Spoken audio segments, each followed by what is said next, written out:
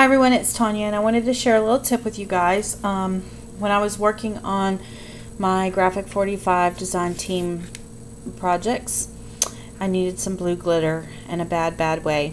And I only had a couple of days on my schedule to be able to work on this project. So running out of town was not going to help. I live in a very small town, and we only have a couple of options for stores in this town. So the closest craft store is 30 minutes away. The closest local scrapbook store is 45 to 50 minutes away.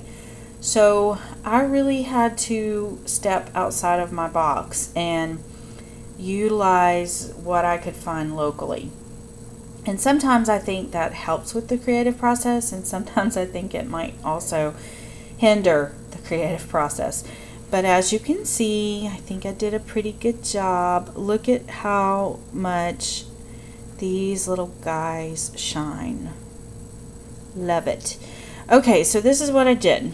I went to the local drugstore and I purchased some nail polish. And let me start out by saying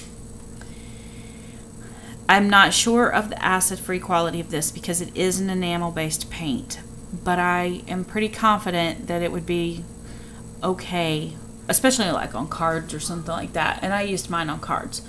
But you know, I'm not going to get into the war of the acid-free thing again, but I've already stated my mindset on that. But again, if you have access to products like Stickles or Glimmer Glam and things like that, Glimmer Glaze, definitely those products were made for scrapbooking, and this was not made for scrapbooking. But I thought it was an affordable solution for the problem that I had at hand, and I wanted to share it with you guys for $1.99. And nail polish comes in multitudes of colors, all kinds of textures. I was able to purchase this. Look at all the different colors of glitter in here. There's pink, there's green, there's silver, there's gold, there's blue, there's turquoise, and then the base color is a really nice translucent blue. So to give you an idea of color, what I did was, and how I got the depth and the dimension that I did, is I painted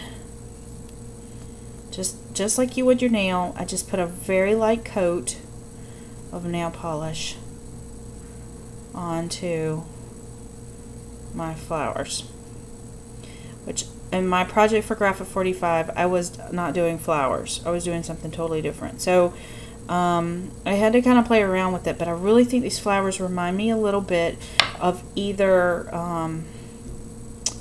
violets or forget-me-nots. But look at that. Look at that color.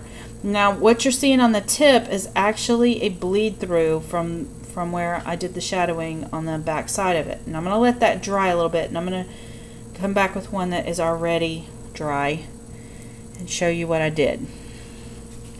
So I took my StazOn, an ultramarine blue, and a cosmetic sponge, and I just tapped that color right onto the tip. And I want you to look at how beautiful that turned out. Look at how dark that is and how rich that is. Love it. Okay, now if you want a little more color, same StazOn. Start from the center of the petal and pull it out. Very pale. Don't press it. Don't give it any. I mean, I'm very lightly touching this. So it's just barely even touching it. Look, I have no fingers on it. I'm pulling it forward, pulling it down. And what happens is it gets the shading in there, but it gets it in there in different spots. It's not uniformed, which gives it a little more of a realistic look. And then I came back with some of my vintage photo, and because it's paper underneath, and the vintage photo, I'll be honest, doesn't stick very well to the glitter. but it's okay because what I wanted it to do was fill in the gaps between the glitter and just give it a little bit of a tone. It's not a lot. It's very subtle, guys. It's extremely subtle. Very subtle. But see how it darkens it up just a little bit? And then I got to thinking about it, and I thought, you know, I could take this beyond flowers. So I cut out a set of wings from the Tim Holtz butterfly die cut. And I cut them out of a transparency piece, and then I covered it with the nail polish, and it still wasn't quite dark enough, so I came back in with my blue, and I just kind of, well, before the nail polish dried, I put the black piece down, so the nail polish actually acted as a glue, so I didn't have to use an additional adhesive on the black pieces, and they are staying down. I mean, that was a really nice way to add some glue. Then after it was all dry, I came back with that same ink, and just in some spots I just added a little bit of this to give it a little more depth, and see how you get the range of colors. Now I'm going to go one step further. What if this was a green nail polish but I came back with the blue, or the blue nail polish and I came back with the green? Stays on.